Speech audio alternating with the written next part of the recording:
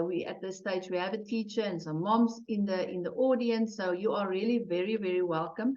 For Larissa, I'm gonna pick on you because you're the teacher, and this event, especially for I wanted to speak to teachers, but I invited parents as well, because parents can give this recording to teachers, because this is really a fantastic tool to use, and especially if you have to communicate with parents. So I'm going to go into that just now. So welcome to everyone. The recording is going out to everyone. So if in the middle you lose connection or load shedding happens or something happens, don't worry. This recording will go out tomorrow with an email, so that you can either resend it or maybe send it, Larissa, to other teachers, fellow teachers, or just send it to parents maybe to watch. So you can then use that email. All right. So if I look at this picture, now I was a teacher. I'll give you my background now. I was a teacher many years ago, and a lot of times I felt like that. Teachers really, like I said before, they've got an enormous job to do these days, and I think it's really a very tough job to do. But luckily, teachers are born and they stick with teaching. So everyone, us that has got children, we're always very grateful for teachers and the job that they do. But Larissa, sorry, I'm going to ask you, do you sometimes feel that you struggle to communicate or to get your point over to parents if you are spotting something in class that you are worried about? Because let's face it, teachers that's been teaching for many years, you work with children, you see things immediately. I think it's more difficult today because the classes are much bigger. So that plays a role, but sometimes it's really it's difficult for teachers to really give that individual attention that we are used to when we were younger. It doesn't work like that anymore. So teachers really they need a lot of help. They need support from parents, but I'll get to that. But Larissa, is there anything that you, as a teacher, sometimes feel that you are struggling with in class? Okay, I sometimes struggle. I've only been a teacher for 2 years. Some parents don't want to hear that their learner is struggling. Okay, so let me address that, because and it's so great that you are such a young teacher, Larissa, and you are here to learn, and that just warms my heart, because it shows that you really care. And what happens is that I think when a mom sees that a teacher is young, sometimes they think they don't have the experience. So I think age does play a role, but the older you get into teaching, that changes. But also when you get more experience, the way you communicate with parents gets better. So I think that's the unfortunate side of starting to teach, is you have to start there, right? And this is what I'm going to show you, that this really can absolutely help you with communication, right? So I think you are going to find this very helpful. Francina, hello Francina, I see that you are also in here. If you can just in the chat tell us if you are a teacher or mom. I'm always glad that the moms are here, because I always say, you know, and I've got a lot, Lamiki, as well. It's to raise a child takes everyone's effort. So it's the parents and the teachers that has to play a role or support children in school these days. Okay, so let's look. Let me just give you some background. So there's Marlies and I. Our hair is much longer there. This was three or 4 years ago. But the business, or our business, started because of my own son's was diagnosed in grade 1 with ADHD, and then later on with autism. Now, Dion and I started the business initially, and then in 2013, Marlies joined me. Now, Marlies is a registered nurse, and like I said, I was a high school teacher, and then Dion's the professor in chemistry. Now, when we were in the situation where a teacher, and it was also Larissa, a young teacher that called us in and said, listen, I see challenges with your child. My husband's first reaction was, and I promise you this is the truth, was I was like that as well, and I'm fine today. So I don't know if you have, in this short time that you have been a teacher, you've seen that, excuse me, but parents sometimes are so, they get on their back feet because it's their child, and it happens, right? So we wanted to have an assessment or tool that would take the person out of the equation. And I'm going to share with you exactly how this works. But this is actually where the assessment came about. So Marlies and I, we were on the regional team when we developed Focus, and we are really very, we are proud to say that this assessment is being used all across the world. We launched it in 2017 in Washington, D.C., in America, and it was a wonderful experience to be able to launch a tool from South Africa at an event that was so enormous. And that's why we are really proud of this assessment. Okay, so that is just a little intro of who we are. And Marlies and I are currently, the business is now almost 15 years old, and we specialize in assisting parents, teachers with children that's got cognitive and executive functioning skills challenges. We help them, and this is another webinar, but this is what we focus on. This is what we do. But we need to have a starting point, and this is where the focus assessment comes in. You will agree with me, and I see there's some new people that's coming in here. Let me just quickly see. Anna Mart, sorry, you are in here, and Pauline is in here. Anna Mart, if you at some time just can tell me if you are a teacher attending, that would help me a lot, because I'm actually here for you guys as well, eh? So let's start and talk about cognitive skills. You would have seen that I talked in the brief description about, I'm going to talk about some cognitive skills and why it's important in the classroom. But and again, I remember way back when we studied to be a teacher, we were never taught these things. So if I ask you questions about this, please don't think that I want to catch you out. It's not the case at all. Okay. So if I talk about what is cognitive skills, so cognitive skills, like you can see here, it's brain-based skills that we use daily to complete tasks, right?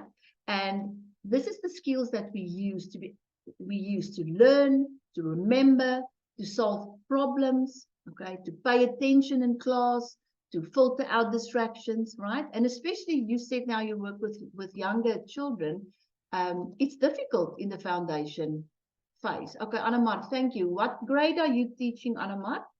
I'm sorry, I'm pinpointing all the teachers in here. Please excuse me. Grade 7. Okay. Oh, now in between primary and going to high school, Roy hakskene, ne? I think that's what I don't know what's the English of that. Okay, so this is what cognitive skills are. But cognitive skills develop over time. Okay, so it's the progressive building of these. We talk about thinking skills or learning skills, such as attention, memory, critical thinking. Okay, so this is the information. So if information comes in, there's certain things that happens in the brain that makes a child be able to remember, to hear properly, remember what to do, and then complete the task. Okay, so I like to talk plat, okay, because parents don't understand big words, and sometimes teachers always say, just talk praat net bietjie plat.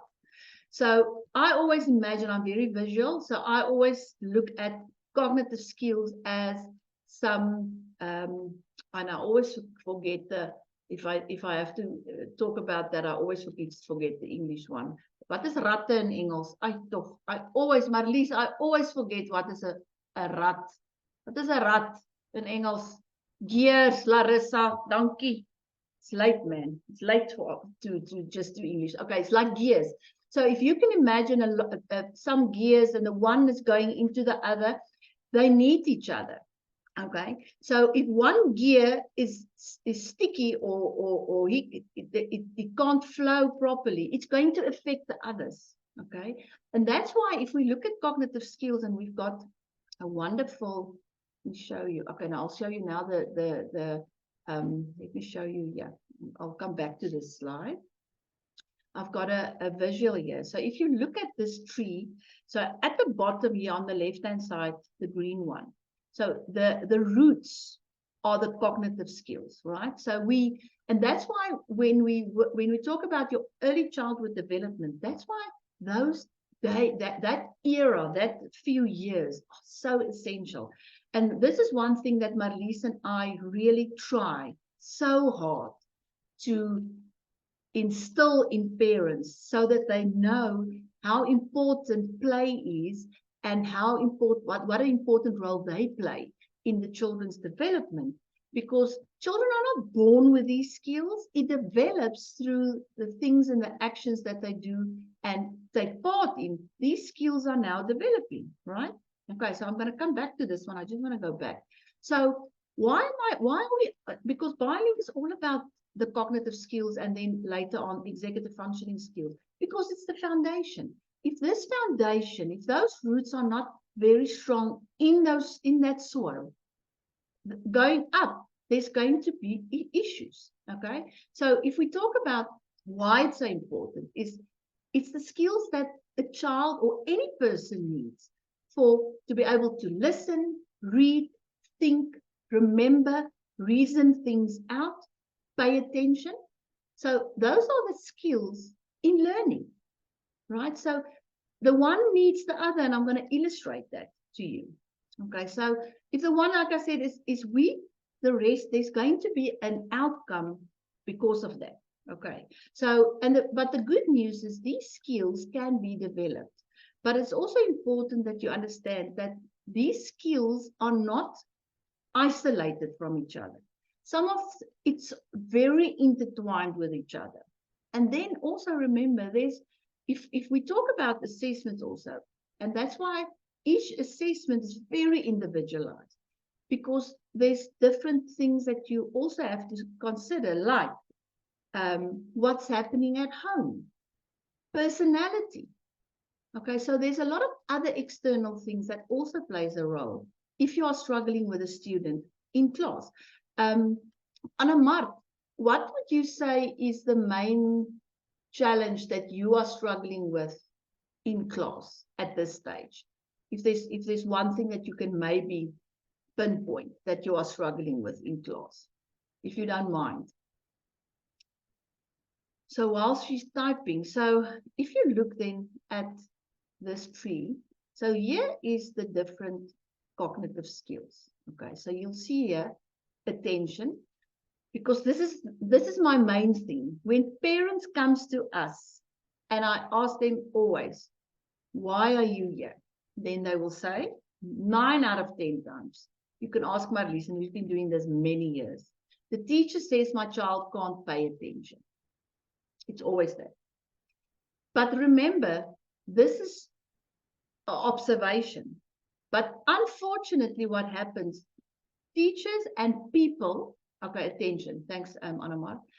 Everyone sees attention at the top, and then, because that's the main problem, okay, which is partially true, but not totally true, because you have to consider different things, and I'm going to get into that. Okay, so, and I'm going to illustrate that, because let me ask. Oh, and please, I want to. I don't want to put you on the spot, but did you know that there's actually 3 types of attention? Our teachers and moms, did you know that there's 3 types of attention? Now, we don't assess all 3. I'm just saying that because if I've got information and I see that there's an attention issue, you have to ask other questions as well, because it's the primary issue is sometimes not the attention, something else that is causing the attention issues that you are seeing with your eyes. Does that make sense? Okay. Okay, Marlies, thanks. So, but it's not always attention. Okay. So there's 3 types. Okay. Do you guys know what are the 3 types? Okay. Do you know what are the 3 types of attention that one gets? And remember, for the parents that's here, we don't get taught this at university. And we had a student that worked with us that said, I think at least it was about 2 years ago, that Storm said that they are not taught this. Okay, so this is not someone's fault, but it's important because it plays a role in what happens in class. Okay, so I think they're scared. And remember, I do lots of, Marlies and I do lots of trainings like this. And then the teachers are always like, they don't want to answer. They don't look us in the eye. There's 3 types. Okay. And as I'm illustrating this, just think about children in your class, right? Excuse me. So the first one is your sustained attention. So a child is sitting still. You gave them one task to complete, right? And they are completed it in a certain amount of time. Now, if they can't do that, so if their sustained attention is challenged, right, there you are going to see different behaviors. So this will be behaviors like can't sit still, jump from one task to another. If they do that, they don't finish work, right? So sustained attention is the first one. Then we get your selective attention. Okay, so selective attention is me sitting here talking to you guys, and I'm hearing my husband cooking in the kitchen. Okay, hopefully you can't hear him, but I hear him cooking in the kitchen. So there's a distraction, but I can hold my attention and I can filter that distraction because my selective attention is strong. Okay, so selective attention is where you are working with a task. I'm aware of what's happening outside, but it's not taking me off task. Now, think about in your classrooms, what happens. Children will sit and you will teach from the front, and there will always be one looking around, because sometimes what can happen in front of them is students that's moving around, and that child's selective attention is challenged, so he's struggling to pay attention because he can't filter the movement or noise, right? Okay, and I'm saying this for you with a reason, because we can assess that, and that opens so many doors. It helps teachers so much. Okay, then the last one is your divided attention. Now, I believe us women, we are awesome with divided attention. That's just being able to multitask. Okay, we can do 2 things at one time, but children can't. So this is when they have to listen to you, and especially now with grade 2, that skill still needs to be developed. But with Annemart, with you with grade 7, these skills already need to be developed, because you are talking to them and they are listening to you, and they are doing other things as well, like maybe writing the date down or start doing the work, but they are not losing the attention. So they're there, but they can do something else as well. So that's actually the 3 types of attention. Okay, so it's important to have this information, because if you understand this, and a parent comes to you and asks for advice, you can better assist them. Okay, so if parents phone Marlies and I, the first thing we always say is, we say, if they ask advice about anything, learning or doing homework, things like that, I always say, listen, before I give you, because there's so many answers and strategies, I want to have facts in front of me, because if I have facts in front of me, I can give you the best solution for your specific child, because they're not all the same. Okay. So, but now what happens now, if you look here at the cognitive skills, so those skills needs to be strong, because what do we want them to do? We want them to be able, in the end, here at the top, to be able to learn, to keep still, to process, to read, to write. Those are the higher functioning skills. But the trunk is the executive functioning skills. And this is also not taught to teachers or parents. Marlies and I have been exposed to this for almost 5 years. South Africa now, at long last, is getting, they're also now getting on this bandwagon. But a lot of children struggle with an Afrikaans, it's uitvoerende functioneren. So those are those skills like planning, prioritizing, organizing, stay on task, impulse control, filtering distractions, switching from one task to another, goal setting, reflecting on goals. So there's a whole lot, but they are reliant on the cognitive skills at the bottom. So if you look at BioLink, and what we do is we start at the foundation, and then we build those skills and work up. So if we get to the higher functioning skills like the planning, organization, listening skills, that's when we start helping them in our study methods hub. Okay, so we actually take children from the bottom and then start building them up. But we need to have a starting point to see where are the pitfalls, where are the areas that they are struggling with. Because remember, and I always tell parents and teachers this, if a child struggles with something, it's or maybe are hesitant, or they are giving you pushback because they don't want to do homework, there's a reason for that. They've had so many failures and have been struggling so long because they want to, but they don't know how. That in the end, they just don't want to do it anymore. They don't even want to try. And I've talked yesterday, I've talked with a mom from Smithfield, where I did an assessment, and that was actually the thing. He had so many disappointments that he doesn't even want to try anymore. But if a teacher understands what the child can do, there's a difference between being naughty, I can do it, or I'm not able to do it. There's a big difference. And if you can see and understand that difference, it changes everything. Okay. So if you look here at the right, is that if one of those skills are not in there, we're not going to have a perfect tree at the end. Okay. So let me just check in here with you guys. Does any of this resonate with you, parents and teachers? Resonates with you? Does this make sense to you? Let me just quickly get some feedback from you. This is why I love doing live webinars or live trainings, Marlies and I, because you can see people. Now, Marlies and I have been, and we are currently also, the Department of Education actually uses us for teacher training on this specific subject. Okay. So luckily at one time, hopefully they will start giving better support to teachers, because this plays an enormous role. So if you look at, if these skills are challenged, look at what they are struggling with. They're struggling with focus and attention. They forget things. They're totally distracted. They fidget. They're all over the place. They're disorganized. They lose everything. Okay. And going now to the academic side, reading, writing, learning, remembering. And the one thing that Marlies, especially Marlies, because she developed the study method skills, if we look at how a child listens and how a child are supposed to learn and first read and then learn, and that reading comprehension, the one thing that parents does that they don't understand how much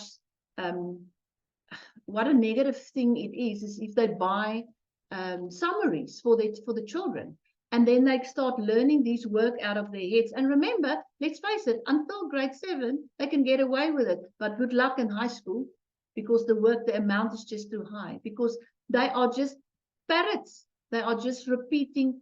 They don't understand the words. They don't understand the work. So as soon as the exam paper or a test is asked just a little bit different, they can't do it. They have the knowledge in their head, but they can't put the two together. Okay. But that's what Marlies and I we are on a mission to get people to let their children struggle a little bit and get to answers on their own. Okay. So let me just quickly illustrate for you. So here's a task, teachers. You are going to say, listen, class, I want you to take out your math textbooks Turn to page 12 and start working on exercise 1. And remember, you need to write the date. Am I right? Are you giving tasks like this? Larissa, yours is maybe a little bit not so many tasks, but this is how teachers talk, right? So let's look at what cognitive skills a child needs with just this one task, okay? Is attention, because they have to focus on what's happening with the words that's coming in. They have to process that. There's processing speed, because I'm going to talk to you now about processing speed, okay? And then from there, because the information is coming in, the brain needs to process now what to do with this information, okay? And then going forward, okay, how am I going to complete this? Working memory. Working memory is like a sticky note in your head, and I'm going to give you an example just now. And then it came, the task came through the ear, so it's auditory processing. But so can you see that one task, those 4 skills came in play. So if they're struggling with working memory, and that is especially when working memory is challenged, children struggle, especially in the lower grades, with reading and with maths. Because, and I'll explain it to you just now, because I've got a real life example here that I want to show you.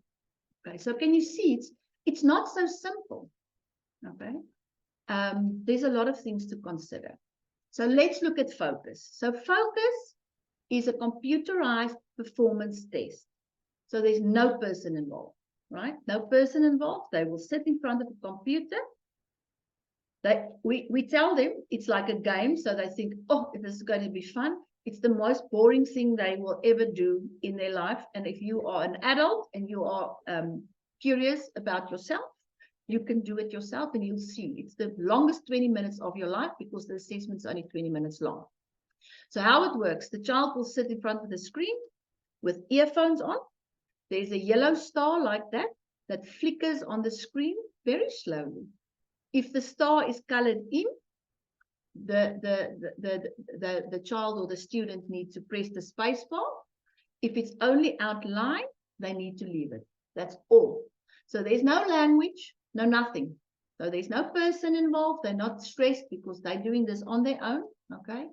And for 20 minutes, that's what they're going to do. But what we did that's powerful with this assessment, because you will know now classrooms are very busy, right? So what we did in this assessment, we added auditory and visual distractions. So that's why they sit with a headset on, because every now and again, while this star is doing his thing here on the screen, there will be noises in their ears. So like, for instance, stepping into a classroom or a restaurant, you hear people are talking, but you don't know what they're saying. So every now and then, there will be different distractions in their ears. On the screen, this yellow star, there will be little characters that maybe runs around the star and off the screen. So that's our visual distractions, okay? And then sometimes both of them comes together, and then we measure what happens. Now, what's very important is that focus is standardized and validated. The company that we co-developed this with is called AfriForte. And AfriForte is the work-well arm of the Northwest University. They are a world-renowned company that develops psychometric assessments, okay? So it has been validated. We are currently with over 17,000, almost 18,000 students that has been tested. Why I'm telling you this is, if you talk to a statistician, they will tell you that after 10,000 assessments, they are sure that the results are very, very accurate. So we weigh almost double that amount. So that helps us with the accuracy of our assessment. So again, it's a scientific measurement. Okay, so very important. So let me just see if there's a chat. I don't miss something. Okay, Pauline, I'm going to answer this one at the end, okay? Because it's a long one, and I don't want to, because I'm ADHD as well, I have to keep my track, okay? So I'll get to that at the end. So that's all they do for 20 minutes wrong, okay? So it's easy, okay? And all we do, they sit in front of the computer, they do that. The person that's assessing them will sit at the side, and we just observe for that 20 minutes the behavior that they are doing. We don't help the student. So if they start going like this, no one tells them to come back. Hey, pay attention, because we want to see what happens in class, because that is what the teachers are seeing, but they don't know that. Parents don't know that that is what they're actually doing. So we note everything that the child is doing, okay? And that's why I'm saying that's where our first point of connecting with the teachers comes in, right? And then after 20 minutes, it stops and the data is uploaded to the cloud, and then we have the report. Okay. So there's nothing funny about this assessment. It's really, it must be boring. Otherwise, they can do it. They can do it. Any child can play games and do Super Mario and whatever other games they play. When it's fun, they can do it for hours. So we are actually mimicking school, because at some other time when they're sitting in school, there's either a boring teacher or a boring subject, or both, right? So we are putting them in a situation where they are not stressed, because it's very easy. And we really see what the teachers are seeing. The earliest that we can test is 5, 5.5. Normally girls, we can test at 5, 5.5 boys. And we can test. The oldest person I've ever tested was 94 years old. All right. So that's the features of focus. So we measure 4 things, right? We measure attention span. We measure processing speed, brain processing speed. We measure if a child is impulsive, okay? And then we measure distractions. Very simple, all right? So let me show you how a typical report looks like, and what I will tell a parent if a report looks like this. So you will see now I took out everything, but there's consistency. Consistency in layman's terms is attention span. There's your attention span, right? Sorry, there. There's performance. Performance is brain processing speed. There's your impulsivity, and over here's the distractions. I'm going to walk you through this just quickly. Okay. So very important, we put in the age and the gender, it comes there, of the student, right? So same age, same sex. So we have a norm group, for instance. So you will see here males 9 years old.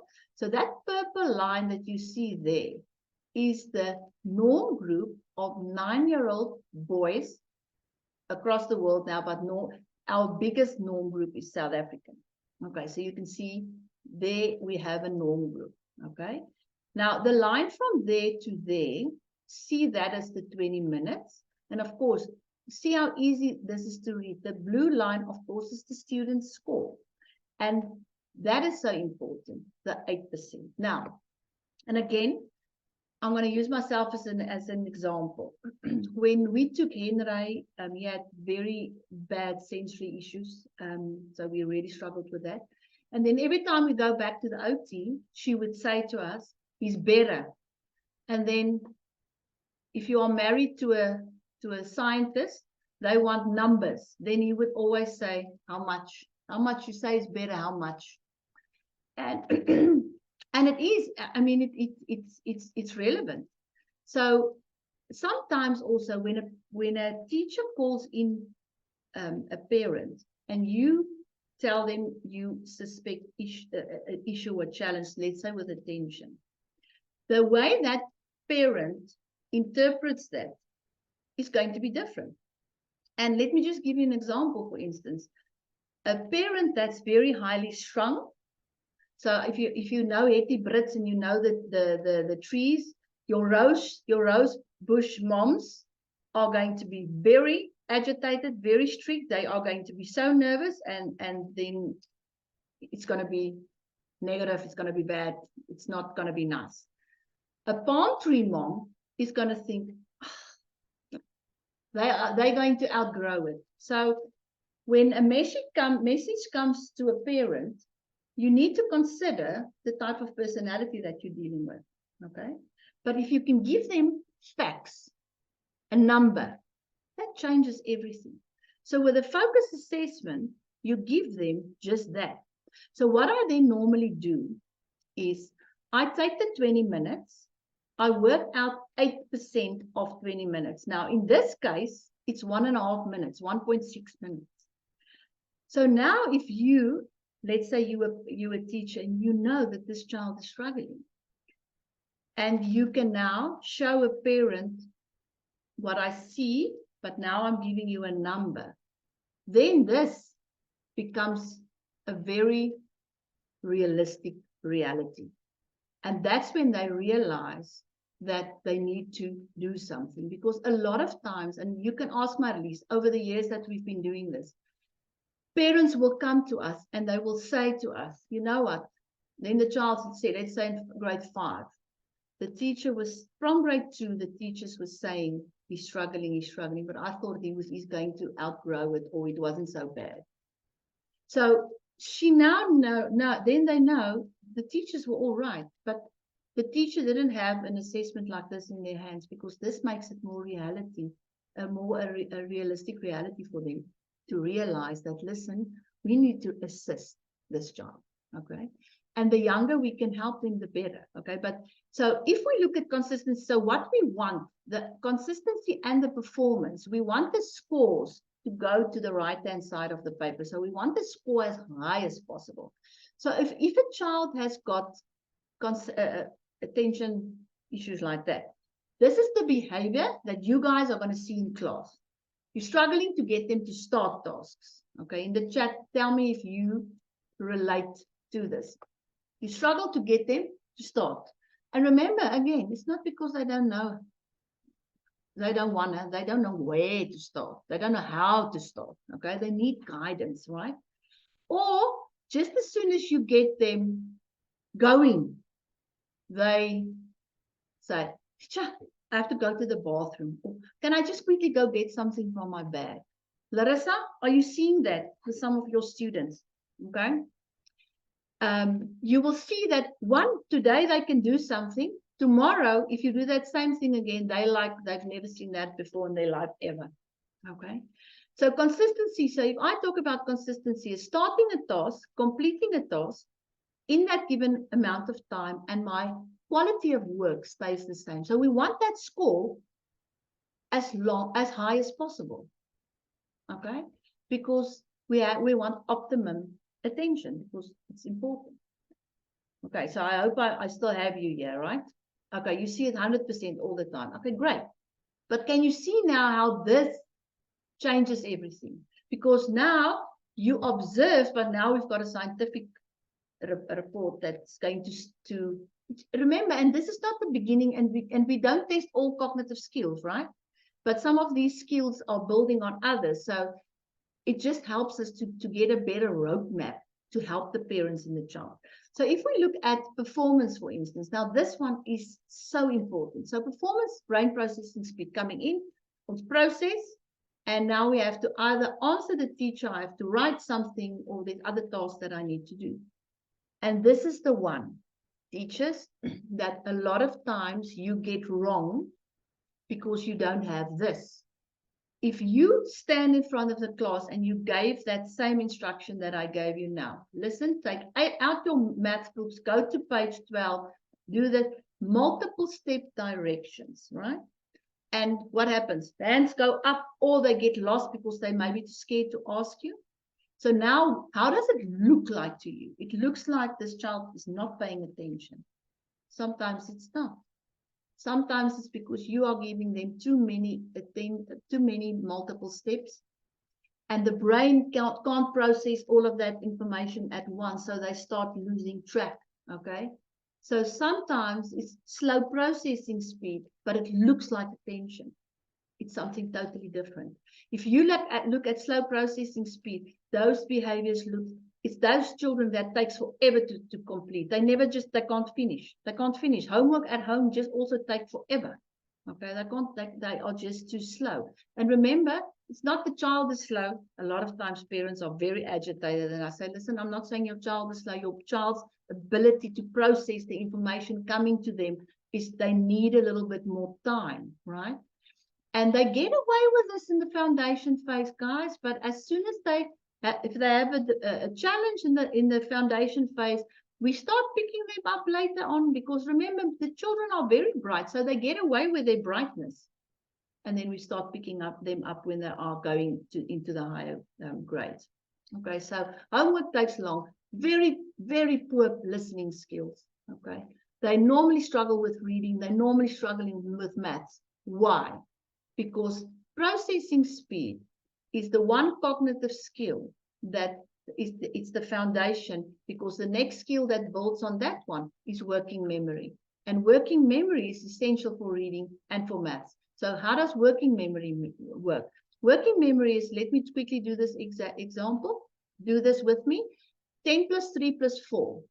So what do? You say 10 plus 3 is 13. You hold that information, plus 4. Okay, and then you do the calculation. So it's grabbing that information, holding onto it, manipulating it, and going further with this. That's why working memory is essential for maths. So a lot of times we get children that struggles with maths, and if we do an assessment like this, we see that processing speed is challenged. Okay, so these two skills, it needs to be strong. Okay, so we want to have strong consistency and performance. Now, the last one, I'm almost done. The impulsivity. So now you can see here, that's a negative building block. We don't want the score to be that high. We want the score to go down. So this child is 100% impulsive. Okay, and children, when I get to this part and I talk to parents, I always try and find out, because remember, they were not stressed doing this, right? But it's not a clear answer, he's impulsive or he's not impulsive, because things can make him impulsive, right? But this one was 100% impulsive. So read over things. If this was a child in grade 7, for instance, I'm like, this is the children that read over work, or they don't listen to you because you are too slow, and they already are thinking what they think they know what you're going to say, and then you didn't say it, and then they get everything wrong. Do you sometimes get that, Anamart? Because they're just too impulsive. They don't know how to wait. But it's difficult. Impulsiveness is a big challenge. I'm 52 years old, and you can ask Marlies, I irritate the living daylights out of her because I'm so impulsive, but I'm aware of it, so I can manage it in certain situations. If I'm with my sister, she just needs to take me as I am. So then I will sometimes talk over her, and then she will always say, just slow down, stop, read, okay? But these skills, we can help. We can help them because we can teach them to be not so impulsive, okay? Because this is the children that make unnecessary mistakes. All right. And then over here on this side is where we measure the distractions, okay? There's the visual distractions, there's the auditory distractions. So I can see here if a child is either in a bubble, so that the distractions are there, but they just putting everything in that bubble, so they are totally asleep, or they are so distracted that they're all over the show and they cannot filter. Okay, so, but this is the long and the short of the report. It's easy. So it's an easy report for you to relay to parents. It's for parents, it's great to take it again to a teacher, because in the end, we want to help the child, right? We want to help the child, but now we have answers, and now we can just dissect this even further, because like I said, you need to look at other things as well. Personality plays a role, right? So you can have a child that's, for instance, attention looks good, but he's still struggling in school because he's like, maybe he's a palm tree and he's all over the place, and this is just too boring, okay?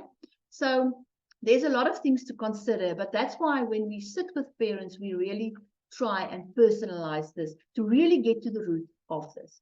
So Anna Mart says, impulsivity is a problem when kids are then embarrassed. They are embarrassed and they don't want to venture another on. Exactly.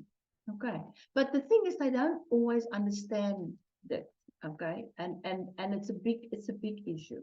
And let me just quickly read this other one. Pauline is going to put this in Afrikaans. Nou, 'n 9-jarige seentjie met ADHD, hierdie is nie negatiewe terugvoer teenoor die onderwyser nie. 95% van 'n ouer onderwyser erken nie die ADHD nie. Sien dit nie net as stout kinders wat nie wil luister nie. Soos onherhaaldelike kere vir my gesê het, jou kind luister nie. So, dit is nie as ek sien hoe hard hy probeer en ek weet hy kan nie op 'n normale kind se vlak operate nie. Steeds is die begrip van meeste onderwysers se kant af nie daar nie, word hy gelabel as stout of dom.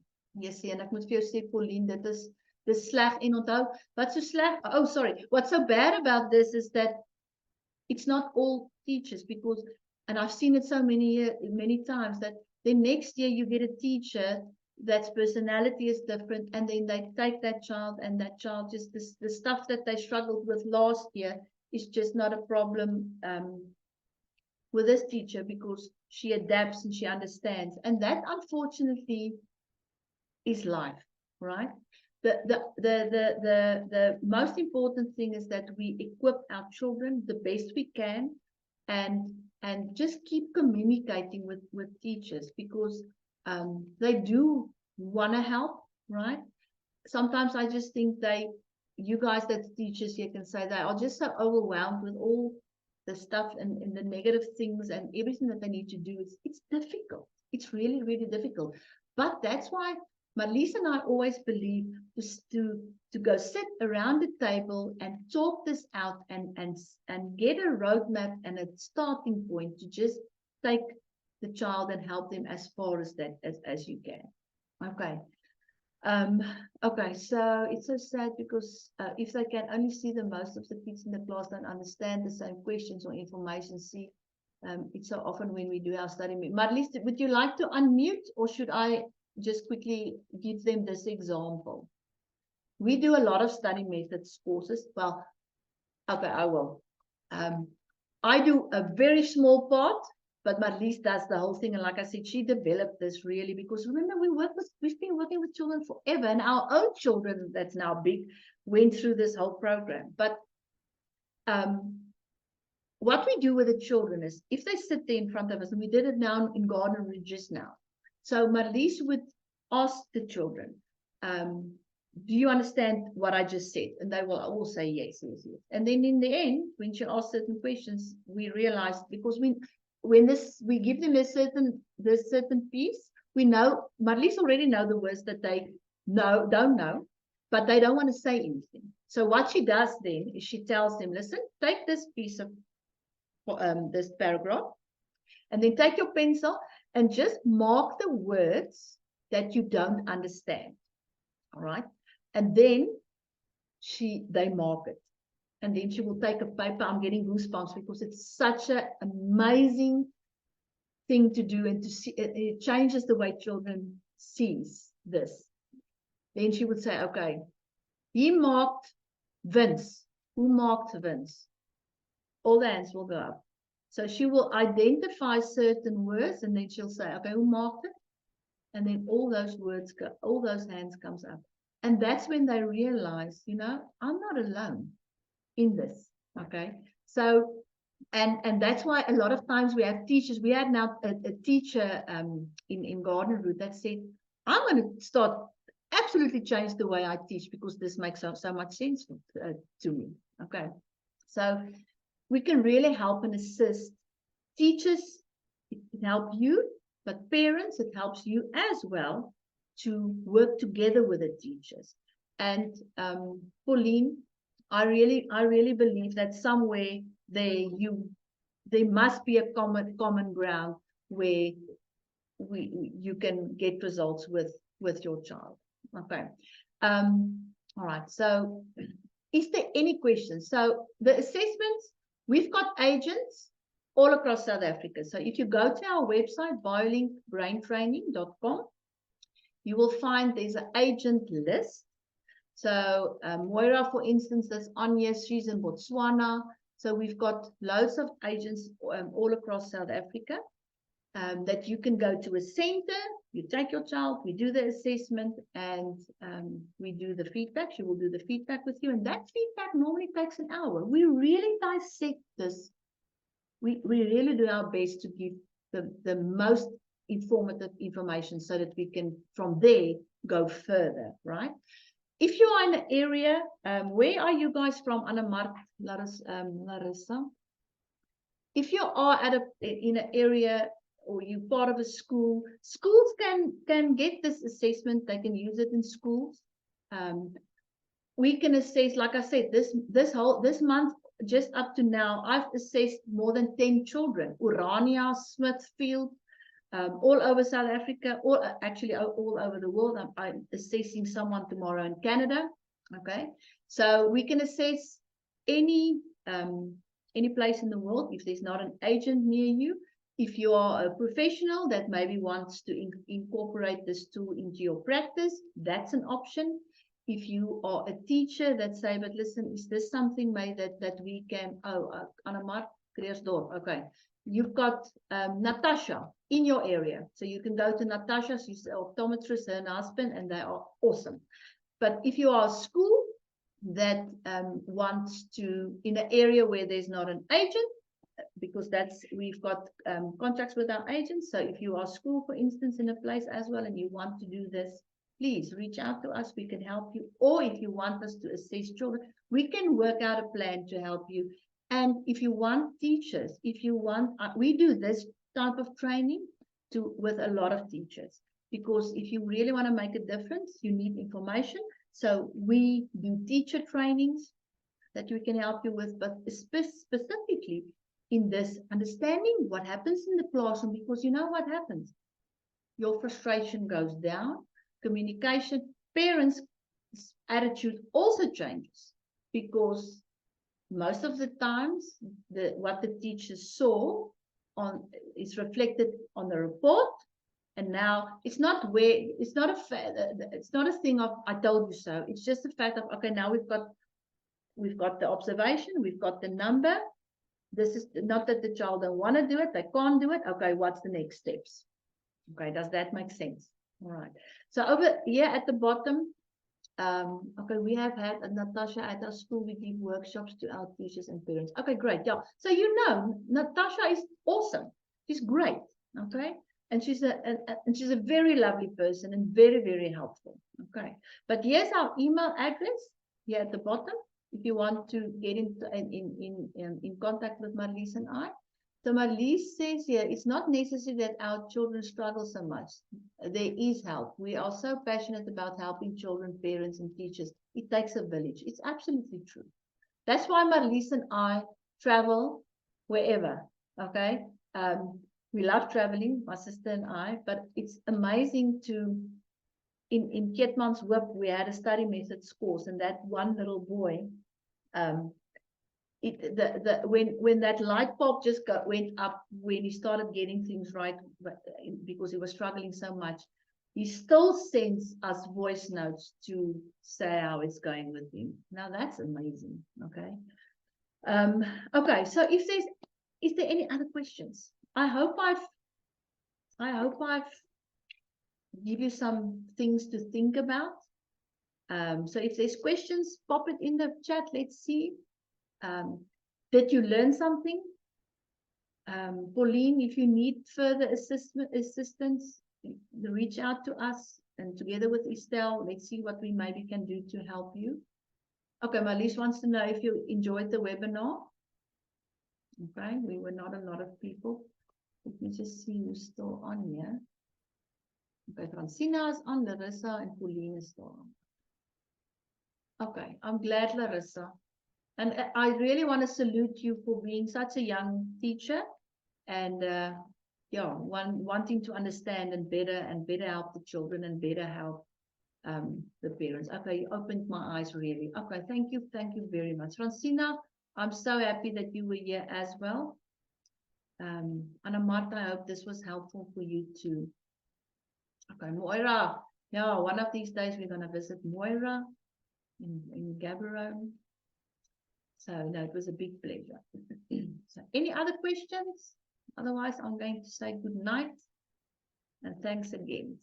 Okay, Anna-Mart, yes, the 3 types of attention I didn't know. Anna-Mart, what you can do, if you go to our website and you go to programs, there's a button that goes down, and then you're going to see there's one that says cognitive skills. And then on one of the pages also, there's ebooks that you can download. Okay. There's also executive functioning checklists. So just go to our website and go download some of the resources. And please, guys, give it to your parents, because I truly, Marlies and I, our vision and mission is to teach parents that they need to be involved with their kids and help teachers, because it's not a one-man show anymore. It was many years ago, but it's not like that anymore. Okay, we need both sides buying. Okay, Marissa, definitely reach out, contact with us. Okay.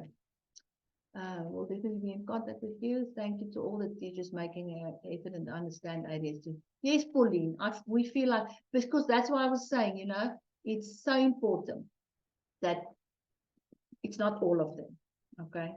There are wonderful, wonderful teachers still out there. Okay. All right. Okay. Yeah, we're very passionate. Marlies and I, we work ourselves up. So yeah, thank you guys. You must have a fantastic evening. This will go out to you tomorrow for recording. If you want to hand it out at any place, we are going to also put our new events up and make certain. Marlies, just quickly put our Facebook page in here. We've got a closed Facebook page called Confident Supportive Moms, where there's all age groups of parents in there, where we put some tips and tricks and things like that. We do trainings in there, small little trainings. I did a training last week on teaching children how to estimate time, because they can't do that. Okay, so come and join us over there.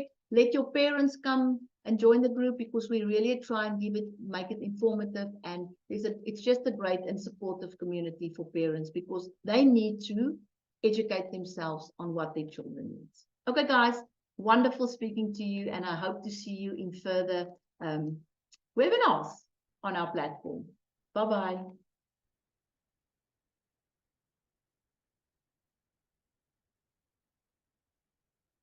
Francina, it's a big pleasure. Absolutely. Bye, guys.